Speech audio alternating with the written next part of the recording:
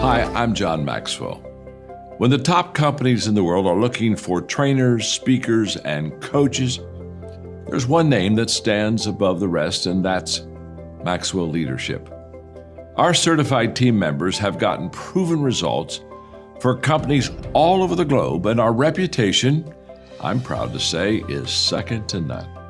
Some of our members have risen to the top of their profession, including the one you're going to meet today. I proudly introduce you to my friend Bob Fabian Zinka. Welcome to the Leadership and Success Podcast with your host, Coach BZ, where we help you lead with purpose and succeed with impact. If you're ready to grow into the kind of leader others want to follow, this podcast is for you. If you're determined to elevate your success and leave a lasting legacy, this podcast is for you. As my mentor, Dr. John C. Maxwell reminds us, everything rises and falls on leadership. Our goal is simple: to inspire you, challenge you, and equip you with insights that can transform the trajectory of your leadership journey. Welcome aboard to another episode of the Leadership and Success Podcast with Coach.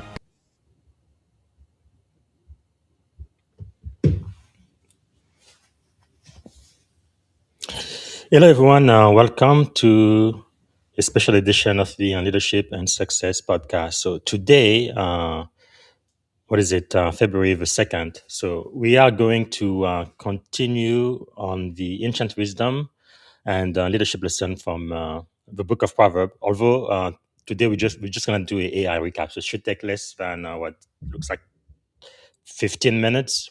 Also, we're going to get two AI summary, one for 5 minutes, the other one for 10. But before we do, I am reminded of our moment of gratitude. So this entire month is Black History Month, so I am really grateful for the contribution of African American in the story of America, what has helped us be America today. So I am very grateful for that. So in that celebration, let me share my screen first, and then I'm going to play a short video about what happened today in 1909. Let me share my screen. So I'm going to try to have two contributions every single day. One about something that happened in Black history on the date, which again today is February the 2nd. So what happened on February the 2nd? We're going to focus on 1909 for today. And then we're going to have a profile in courage, preferably in the military. So on February 2nd, 1909, the police in Pittsburgh raided the predominantly Black neighborhood of Herman Hill, and they arrested more than 200 Black men, not for a crime that they committed, simply for being unemployed. So that happened February 2nd, 1909. I have a short video clip that talks about it. Here we go. On February 2nd, 1909, Pittsburgh police officers raided a predominantly Black neighborhood and arrested over 200 Black men for being unemployed. Days earlier, the city had increased its police presence after vague reports of numerous attacks upon white women. There was little evidence of attacks and there was no ongoing investigations, but police immediately began harassing Black men. Officers raided every Black home in Heron Hill, arresting any Black man who could not provide proof of employment. The men were charged with vagrancy, and the next day many were sent to the workhouse and consigned to forced labor. The men had not committed any crime. Like many white people in the city, they were simply unemployed.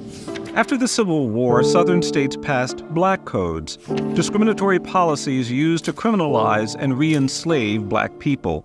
For offenses like vagrancy, loitering, or not carrying proof of employment, Black people were subjected to criminal prosecution. As Black people migrated north to escape racial terror lynchings, northern cities adopted laws and similar policies. Mass arrests are just one example of the way Black people were unlawfully abused, mistreated, and condemned to forced labor decades after the formal end of slavery in America.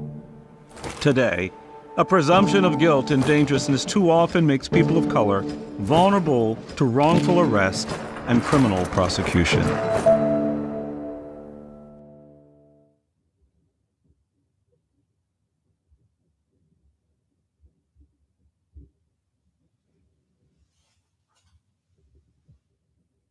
All right, so that's what happened again, February 2nd, 1909. But I also want to do a profile in Courage to celebrate Black History Month. We are going to talk about the first African American naval hero, Robert Small. What an extraordinary man this was.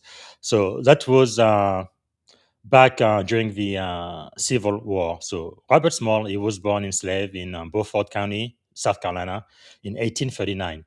So he was denied freedom, but he kept his dignity, courage, and vision. Nobody could do anything about that. But after the outbreak of the Civil War, Small was hired out by his enslaver and assigned as the wheelman of the Confederate steamboat, the Planter, a vessel used to transport guns and ammunition for the rebel army. Then came the night that truly changed history. I mean, it's just incredible. It's just like a movie. May 12, 1862, in Charleston Harbor, when the white Confederate officer left the ship and they went ashore, Small quietly alerted the remaining black crewmen, all enslaved. He put on the captain's uniform, he took the helm of the ship, and steered the planter past Confederate checkpoint and the guns of Fort Sumter. With his family hidden aboard and his life on the line, Smalls navigated straight into Union control waters and he surrendered the ship to the U.S. Navy. It was one of the most daring naval acts of the Civil War. Wow, that's quite incredible. So Small delivered a fully armed Confederate vessel to the Union.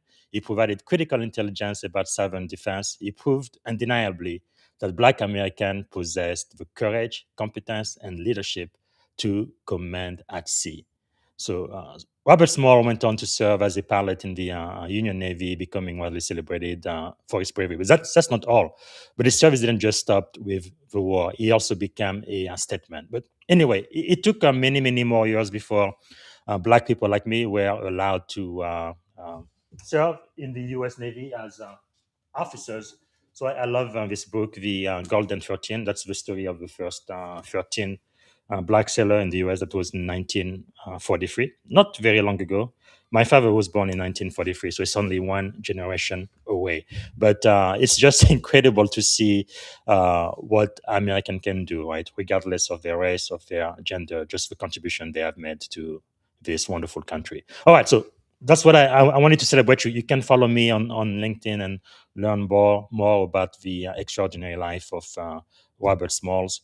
And let me know where you are joining us from, what city, what state, and if you are outside of the US, which country, and also what you are grateful for today. And by the end of the episode, please let me know your 3 to 5 takeaway from the AI recap. So before I play the AI recap, I'm going to play a couple of clips from season 31, episode 2.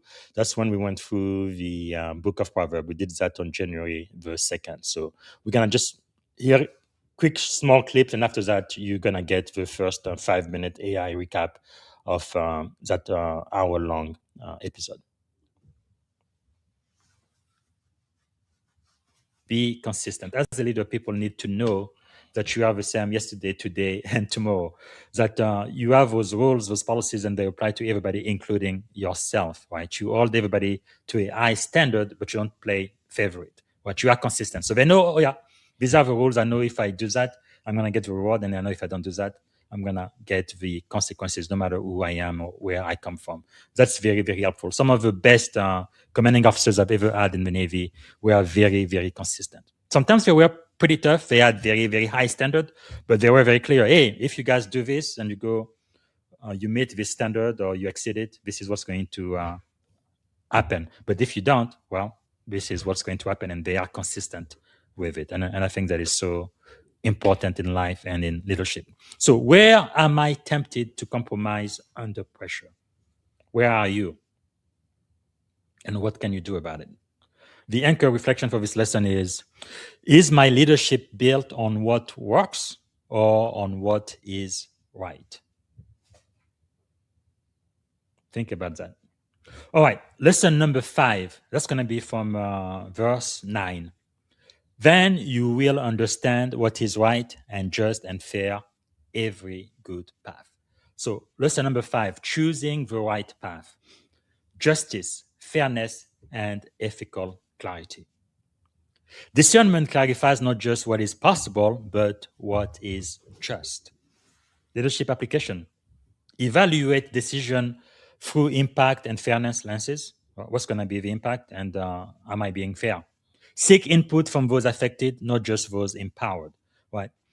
I think one thing that makes great leaders, at least in my experience, is not just thinking about people in leadership, all of the department head and above, but it's really thinking about the troop. It is really thinking about the white hat, right? The junior enlisted folks. How are the decision we are making going to impact them, the sailors, those who actually do the work?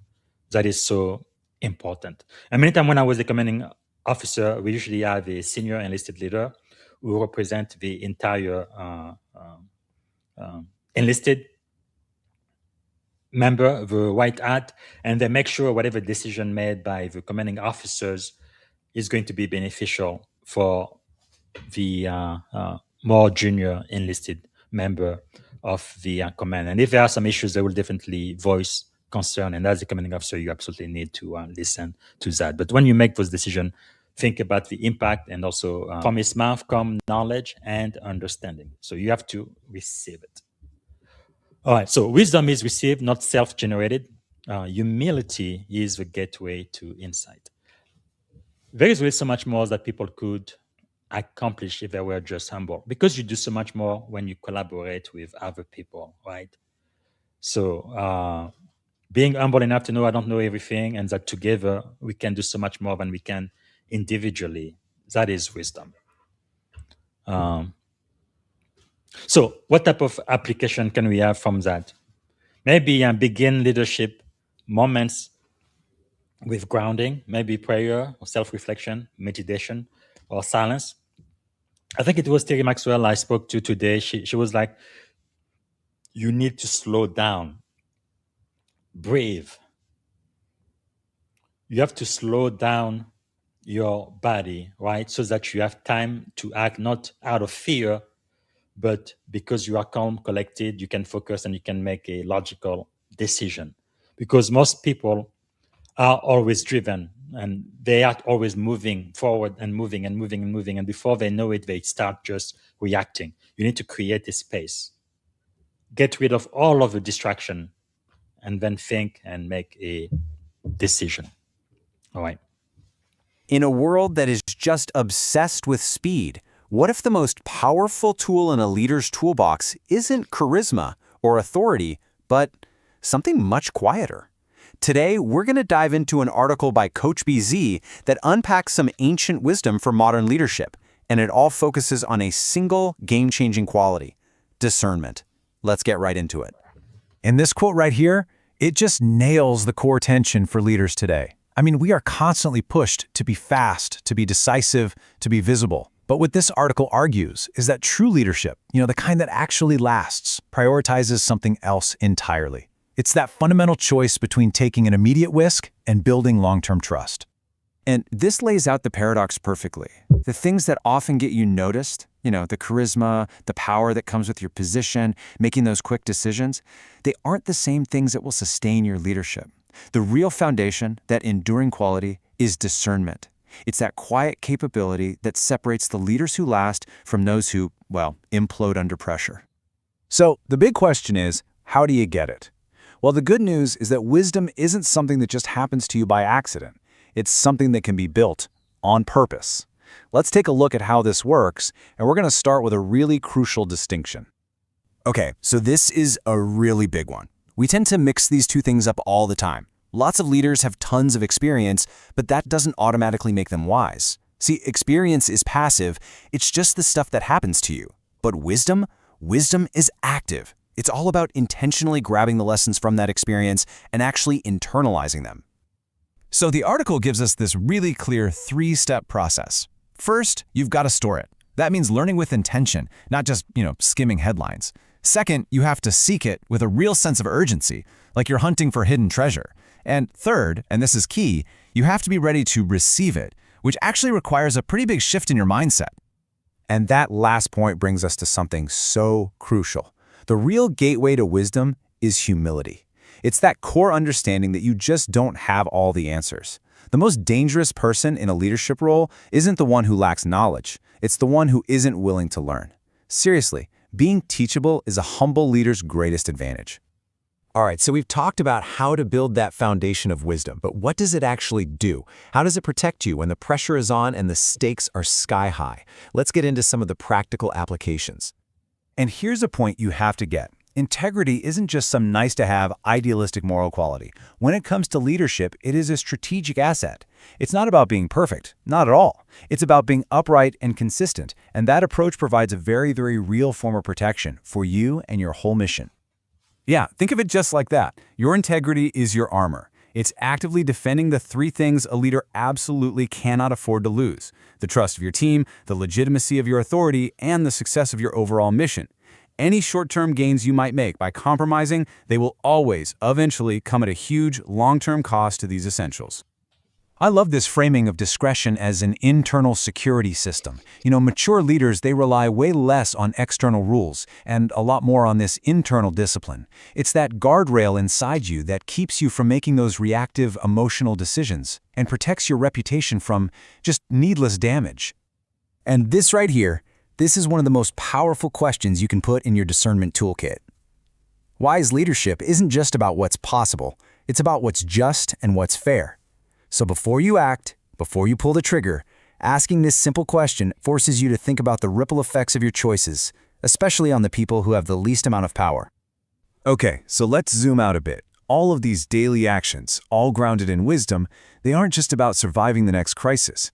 They are the actual building blocks of something much, much bigger: your legacy. And this is a really important mindset shift. We love to think about leadership in these big, heroic moments, but real leadership, it's revealed in the small, consistent patterns of your behavior. It's what you do day in and day out, especially when nobody's watching. That consistency is what compounds over time into something truly meaningful.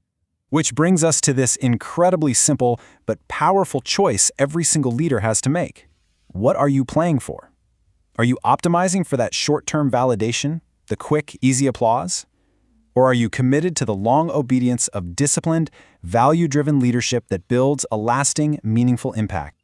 So, let's bring all this home. For any leader out there, whether you're in the military, you're in tech, you're in a corporate boardroom, what's the one non-negotiable takeaway from all this? Look, at the end of the day, in the complex, high-pressure world we're all operating in, wisdom just isn't a luxury or some kind of soft skill. It is an absolute necessity. It's the core capability that lets you navigate all that ambiguity and lead effectively for the long haul. So let's just break it down one last time. We've got to see wisdom for what it truly is. It's your moral compass, always guiding you toward what's right. It's your strategic shield, protecting you from avoidable risks. And ultimately, it is the very substance of your leadership legacy. And we're going to leave you with this one last question from the article. And it's a gut check, really. This isn't theoretical. It's a direct challenge. Take a moment and honestly ask yourself this, because the answer doesn't just define your leadership. It shapes the future of every single person you lead.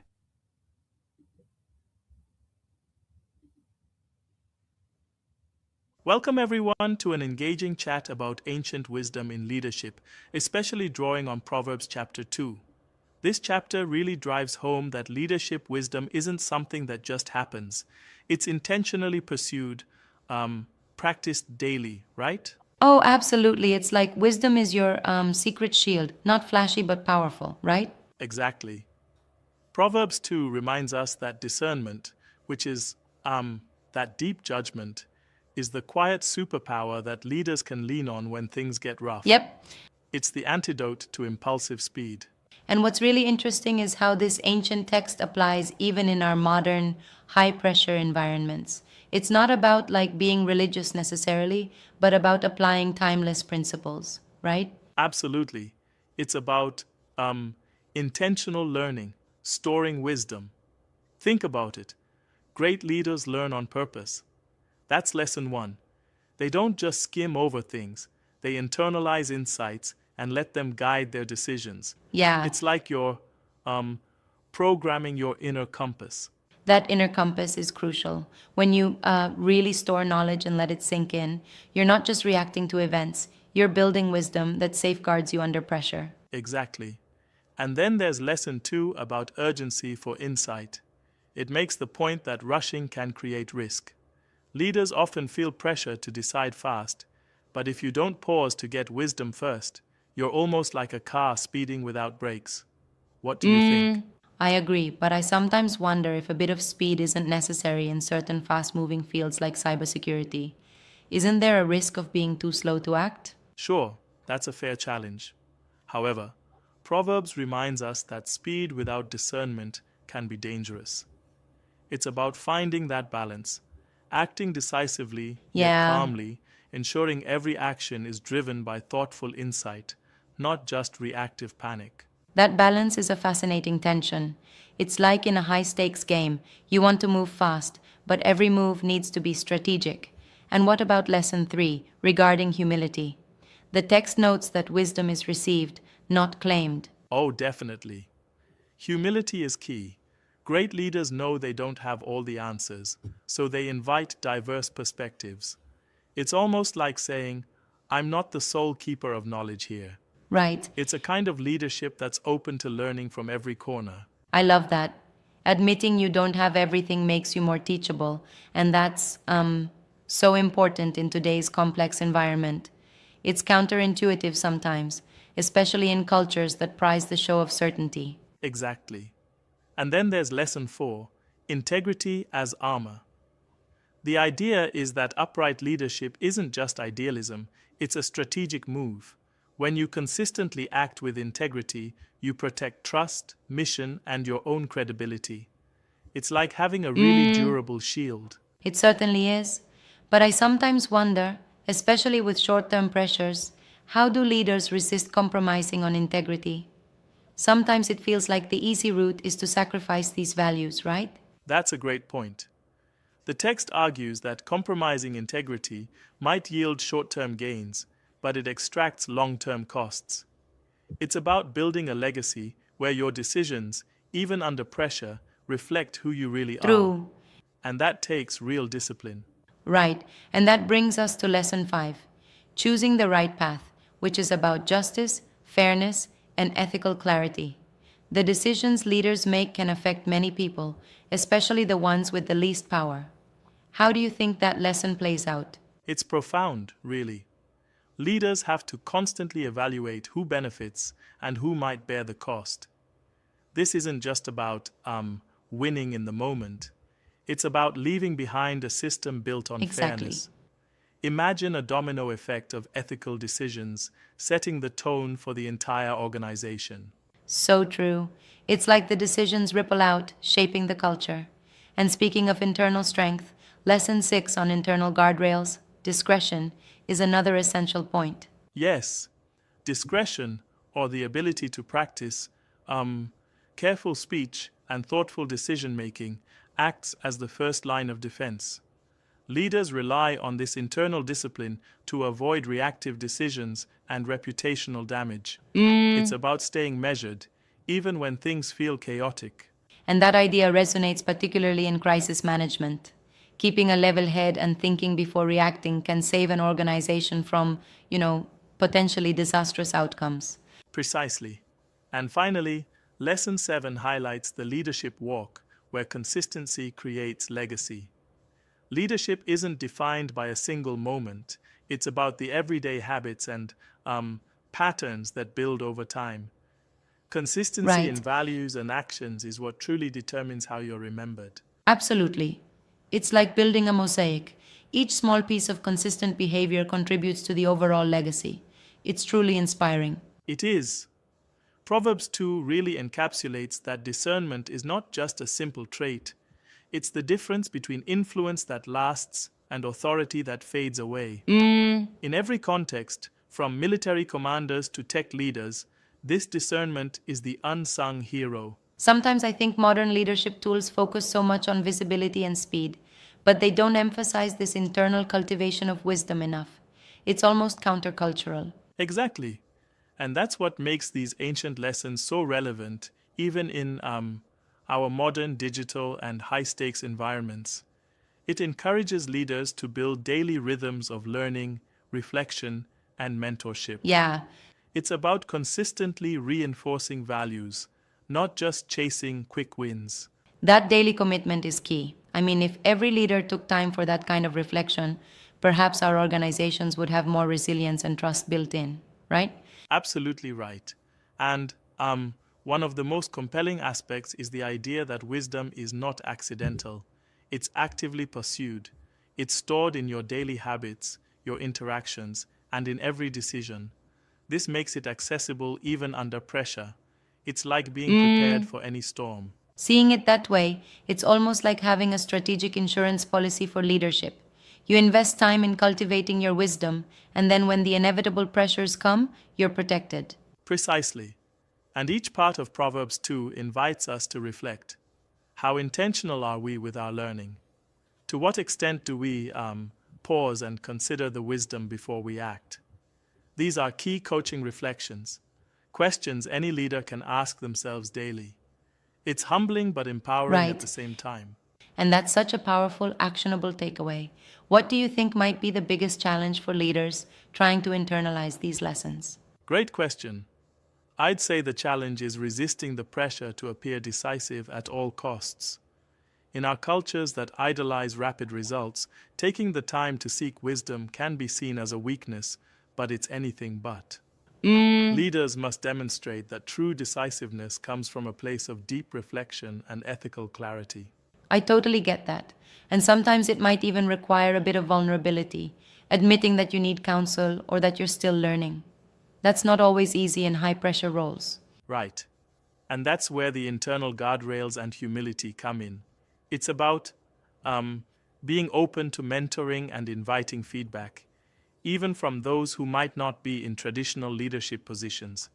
It elevates the entire team. Exactly. Because at the end of the day, leadership is as much about listening as it is about directing. And if I may challenge that a bit, there's always a tension here. Sometimes leaders fear that admitting you need help diminishes your authority. How do you reconcile that? That's a valid point. However, admitting you need guidance actually builds credibility over time because it reflects authenticity and a commitment to growth. When you model teachability, it encourages an environment where ideas flow freely and improvements happen consistently. It reinforces that leadership isn't about personal ego, but about collective wisdom. That makes a lot of sense. And I think a lot of leaders, especially in high pressure fields, could benefit from this mindset shift. It's almost revolutionary in its simplicity. Absolutely. The big takeaway is that discernment, this quiet superpower, is, when practiced regularly, the most reliable guard you've got. It's a moral compass, a strategic shield, and a legacy builder Yep. all in one. It's what separates leaders who endure from those who implode under pressure. It really does put things in perspective. And it offers a blueprint not just for making the right decisions, but for building an ethical, sustainable legacy. It's a reminder that true leadership is about consistency and depth over flashiness. Exactly. And for anyone who's reflecting on how to navigate today's complex challenges, be it in the military, cybersecurity, tech, or any other field, these lessons from Proverbs are a treasure trove. They offer guidance on stored wisdom, urgency for insight, humility, integrity, fairness, discretion, and consistency. They truly Right. are the pillars of enduring leadership. I couldn't agree more. For leaders looking to develop that internal guardrail and, lead with lasting integrity, this is a roadmap. Thanks for unpacking these ideas so thoroughly. Thank you. It's been a pleasure discussing how ancient wisdom remains incredibly relevant today. Remember, true leadership is about how you are continuously shaping who you become, one intentional, thoughtful decision at a time. Yeah. Until next time, keep reflecting and leading with discernment. Absolutely. Until then, stay wise and stay. All right, so that's it for lesson 2 AI. Okay, so if you have time, go back and watch the full episodes available on all of the major platforms and also on LinkedIn and YouTube. I also would like to acknowledge an active member of our community. We have Daniel, and I did interview him last week. If you would go back and watch a full episode, I believe that's season 5, episode 26. He's grateful to hit 100% on the honor mode blueprint today. Congratulations, Daniel. Very proud of you. And also, Daniel says that wisdom is the structural load-bearing wall of leadership. I couldn't agree more. And again, he says wisdom is non-accidental. Excellence isn't a stumble upon event. It is a deliberate engineering feat. And I'd like to find out your 3 to 5 takeaway from this lesson. And even after we are done, you can watch the replay and let us continue this conversation. I think it's really, really important now, more than ever before. We really need our future leaders to really be founded on principles and character. Right? I believe that's really what's going to make America and other countries in the world great. Because I believe leadership is not transactional. Right? You have to think about legacy. What are you doing today that is going to impact other? Daniel also says that infrastructure of the mind, Proverb 1 isn't just ancient text, it's the original OS. In a world full of AI nodes and shifting data, you need a foundation that doesn't require a software update. I like the way to look at it. So tomorrow I'm going to be back and we're going to be studying chapter 3. So again, the original podcast was on January 3. Tomorrow will be the 10-minute AI recap. And also, since we're celebrating Black History Month this entire month, I will also find a fact that happened on February the 3rd in Black history, and also a profile in courage, especially in the military. That's going to be my focus. Black people who really have contributed significantly in the U.S. Armed Forces from the very, very beginning of our nation since 1776. But most people may not be aware of them. All right, that's all I have for now. I'm going to play a couple more highlights from the original episode, and then I hope to see you tomorrow. Again, as of right now, I don't have any confirmation for any interview this week, but next week I have at least 3 confirmations, so I definitely look forward to it. Bye for now. Wisdom.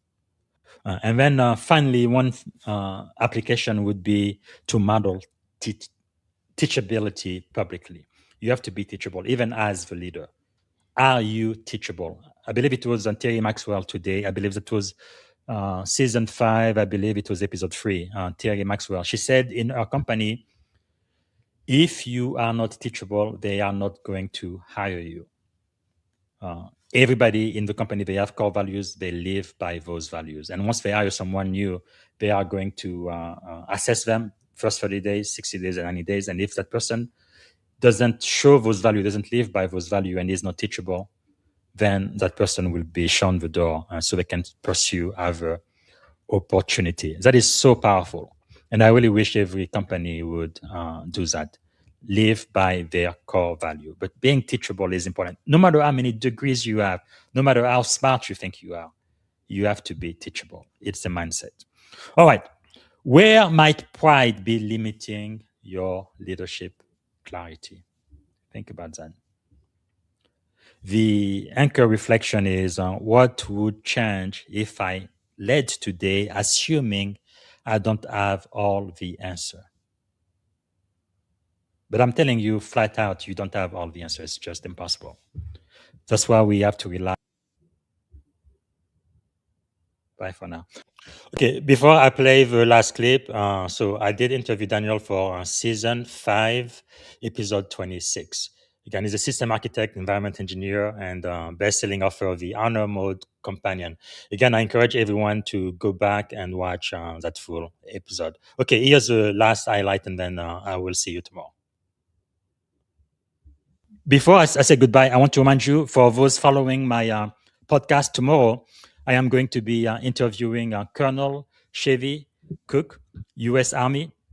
He's a mentor-in-chief, soldier scholar, and strategist. We're going to be talking about beyond control, because leadership is really about influence, not control. So we're going to be talking about that. And then I will also be interviewing Lee Jones. He's a award-winning CIO, global system builder, tech steward, calm under pressure. He's right here in Silicon Valley. We're going to be talking about going from legacy to resilience. And then I will have the pleasure of speaking with Admiral Melissa Bird. She was recently the Judge Advocate General, the JAG officer for the U.S. Coast Guard. She's now retired. She's principled, strategic, empowering, such an awesome role model. We're going to be talking about leadership at the intersection of law, trust, and national security. I think this is so timely. We really need to talk about this in our nation. And then next week, I will be speaking with Charlie Wetzel. He's the writing companion of my mentor, Dr. John C. Maxwell. He helped write the book, the 21 Irrefutable Laws of Leadership. And really, to me, this is really the number one leadership book in the world. But as you can see, his name is not on the cover. It says John Maxwell only. But Charlie really had a lot to do with all of the best-selling books that Papa John has written, and many other authors too, including Kevin Myers, for example, the Grown Up Faith. And he's written his own books, the Marvel Studio Story with his wife, A Christmas Wish, and also a book that became a movie, right? The Chocolate Shop. I think it was made into a short film. So anyway, I'm really excited to be speaking with Charlie next week. And then I have another speaker confirmed that's going to be Tambra Ray Stevenson. She's a food justice visionary, cultural engineer, and a scholar practitioner. We're going to be talking about leadership with nourishment. She's also the best-selling author of the book series Wanda for children. So that's going to be really exciting. Again, see you here tomorrow for chapter 3 of the book of Proverbs.